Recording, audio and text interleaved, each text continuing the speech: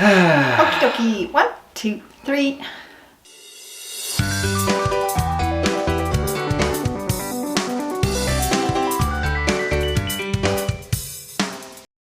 Morning everyone, and welcome to the PiPsCast. Thank you for joining us again. Thanks very much for joining us. We have had sort of a busy week, but not really a busy week. It's been odd. It's been a strange week. I think it's been a week where things have been dictated to us rather than us choosing what we do. Yeah, possibly. I think so, yeah. Yeah. Because it's Thursday already, again. Yeah. And it doesn't seem like we've actually achieved anything, which I suppose is okay. Yeah. But, yeah, we don't have to achieve something every week or every day. Not at all. Yeah. But what sort of took over was trying to get a social security number. Ah. Wasn't it? Yes. Yes.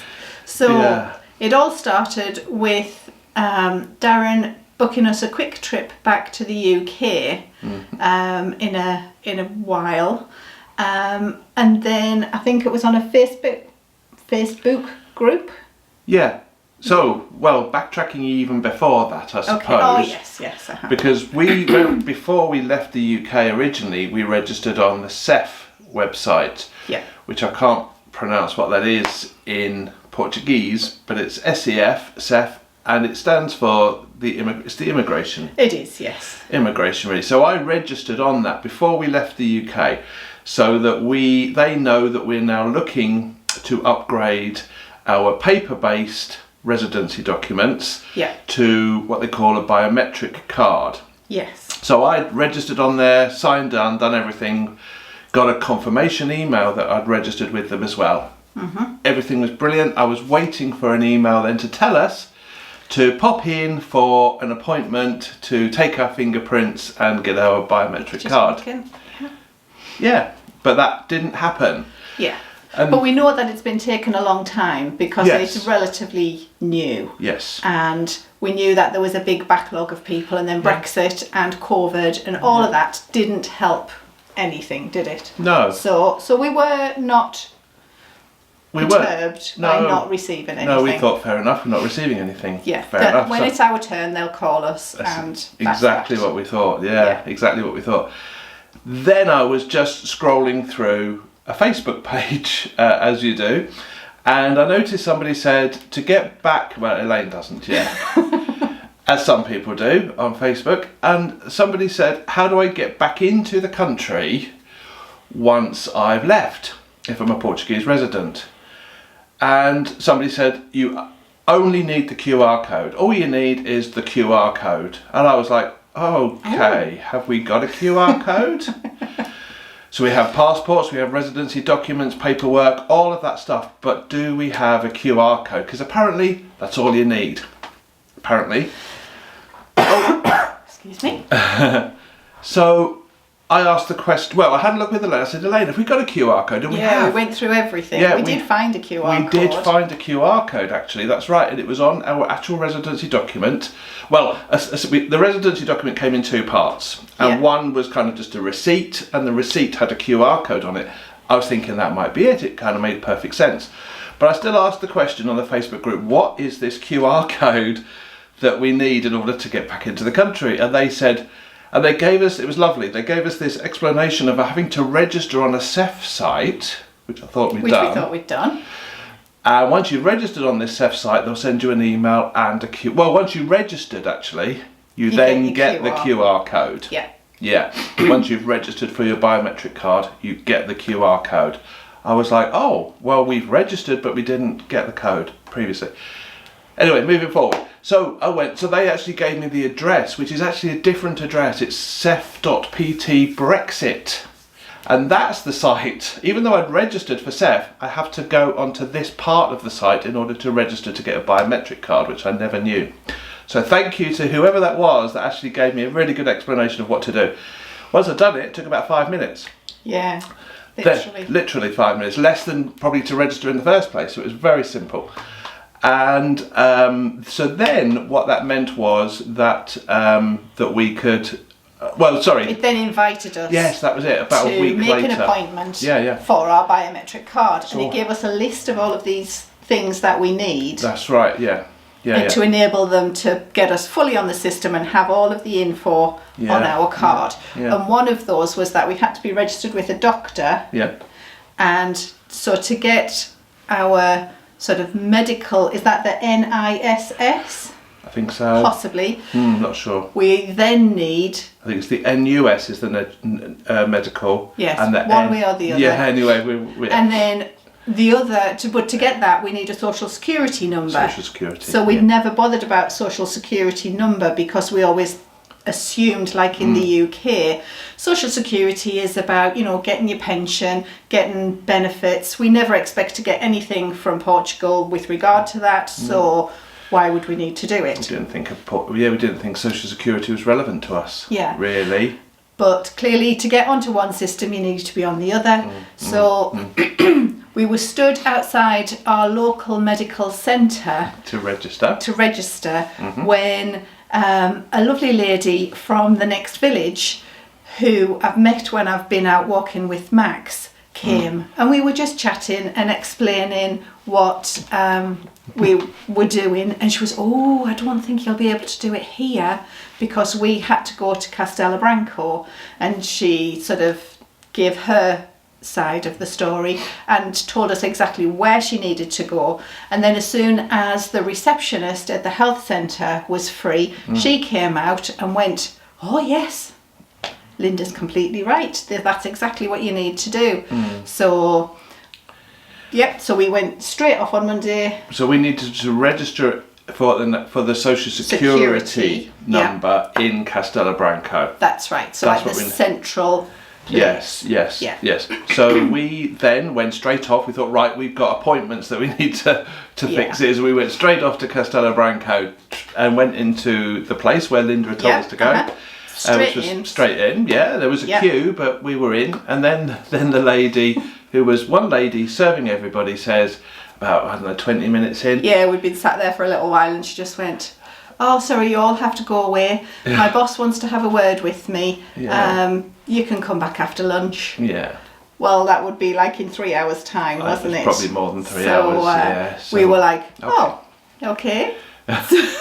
So everybody just got up and left. Yeah. And so we made the plan because really we weren't organised. We didn't have a drink for Max. We were just like had leapt from the health centre back into the car and into Castelo. That's right. So we said, right, we'll get up, we'll be here for when the office opens in the morning, and we'll get sorted. That's right. And that's exactly what we did on Tuesday. So there was another day organised. Set an alarm. We did, well. yes. That's and we were up and out. Yeah, Tuesday morning. So we did that. We got there just before 9 o'clock, and we were second in the queue, and then we gave all of our details it was straightforward to the lady, and she had excellent English. She was very helpful. She was, She just basically said, that's all done, and we will get an email with our numbers shortly. In a few days, she said. Yeah. We haven't yet, but it's only not 48 hours yet. What is it? It might be about 48 hours now. Yeah, so it's probably Thursday morning. Yeah, that's right. Yeah. So I was just going to think there. Yes. So when I was trying to learn a little bit, just in case anybody's interested in the national insurance number, apparently you can do it online. I don't know. For us, that was maybe a little bit difficult anyway, because we had to find, if we can do it online, how do we do it online, and then translating it to English and what they require. And I think for me, it's just nice to go and speak to somebody. Yeah, absolutely. And she was very helpful. And she said, if you need any more help, here's my card, give us a shout, everything's brilliant. So we're waiting for that social security number. Is I use the right word? Did I say national insurance? No, social security number. Yeah. So we'll get that shortly. Then we can register for the medical centre. Yeah. Then so because that's what the receptionist at the medical centre said. We need that. When you've got that, come back with all of your other documents, because you still need all your other documents. Come back to the medical centre, and I will register you on our system. Yeah. If it's working.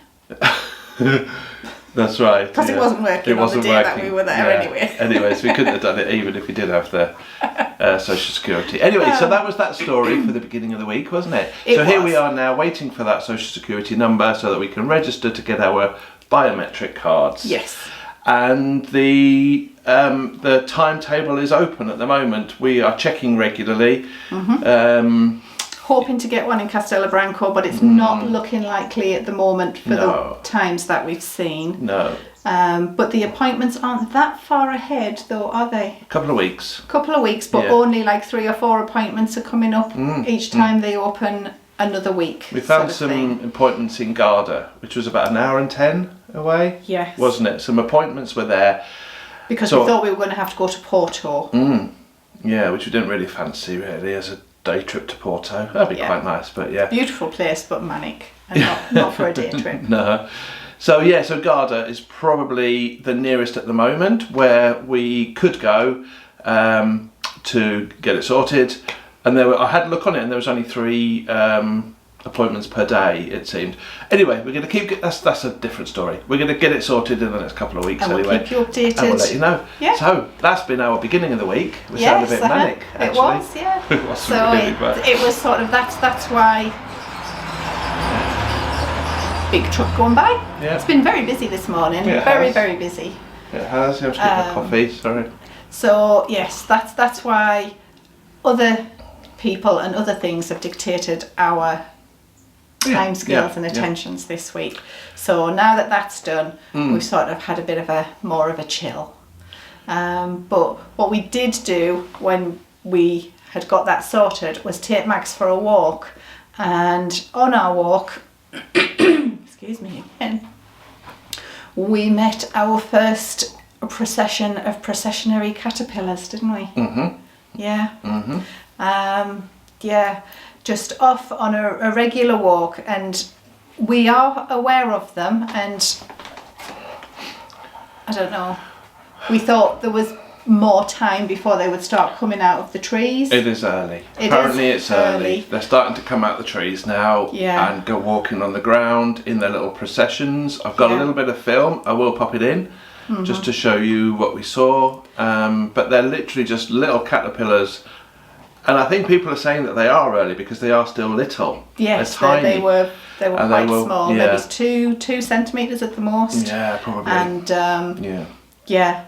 so we weren't even thinking about it at the time, were we? Of course not. And Max literally just stepped over them. Stepped over. And you stepped on them. Because I thought it was just a stick. It just looked like a stick. Looked like a stick, especially when I wasn't wearing my glasses. Maybe it looked like a stick.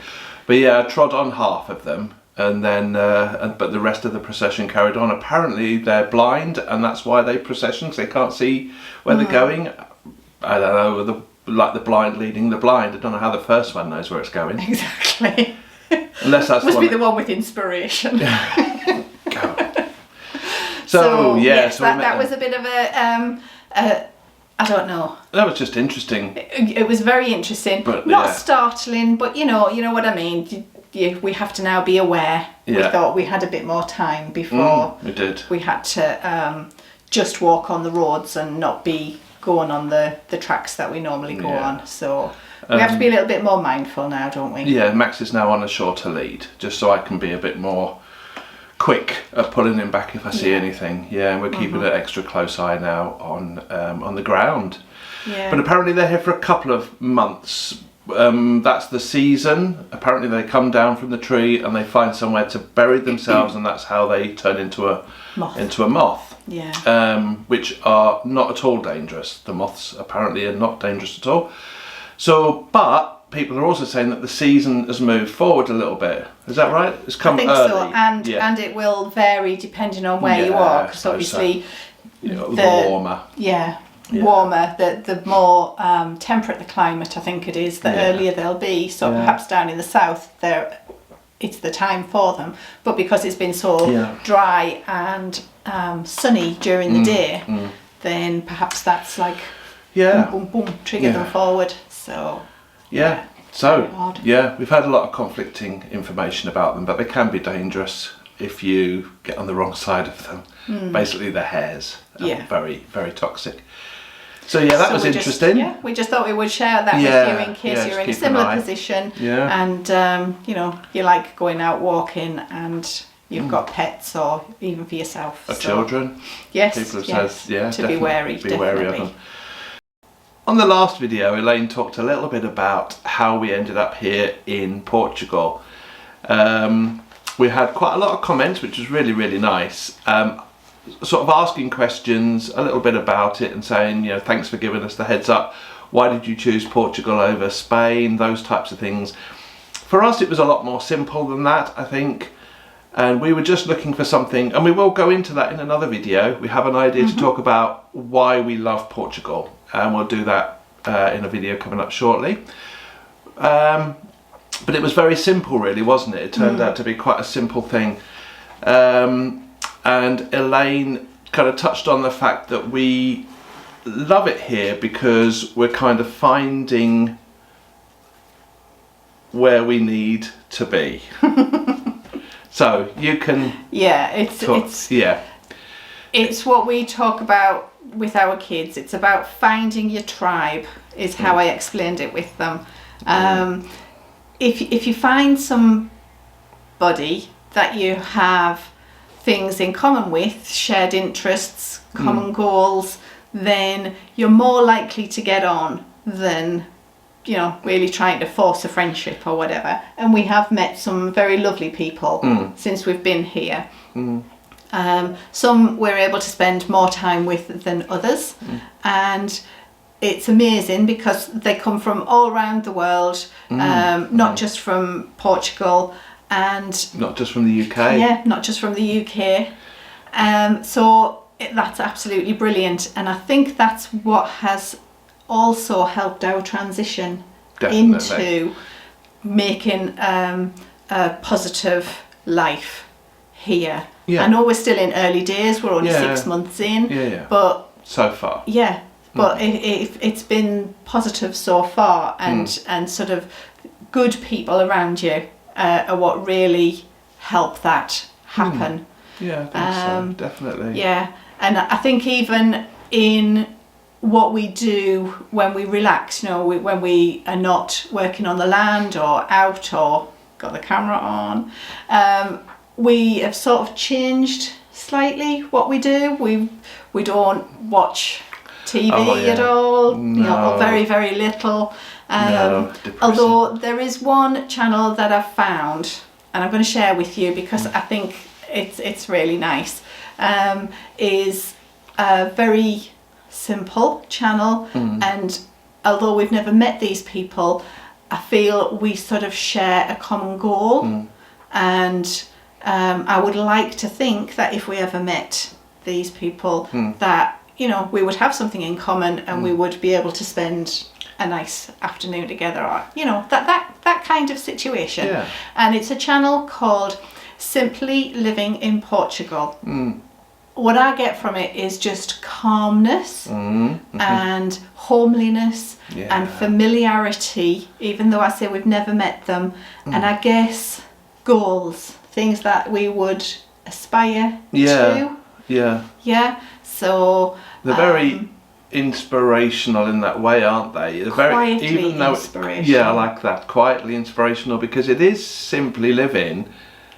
But that's what we're trying to be inspired to do, I suppose, if that's the right way of putting it. So if you have a moment, please go over and have a look at their channel, and then once you get the feel and the vibe from it, you might then fully understand what I'm trying to explain in way too many words. They could explain it much more simply than us. So if you have got a moment, go over and give their channel a quick watch, and if you like it, subscribe to them and give them some likes.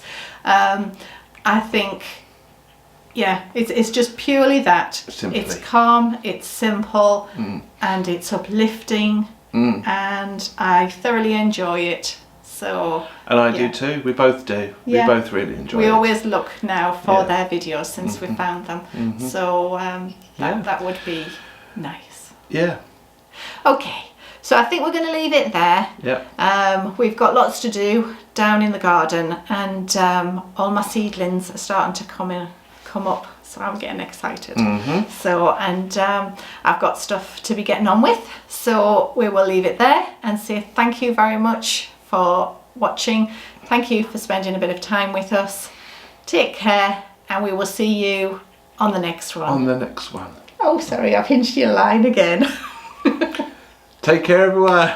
Speak to you soon. Bye. Bye-bye. Bye-bye. It's alright. It's fine.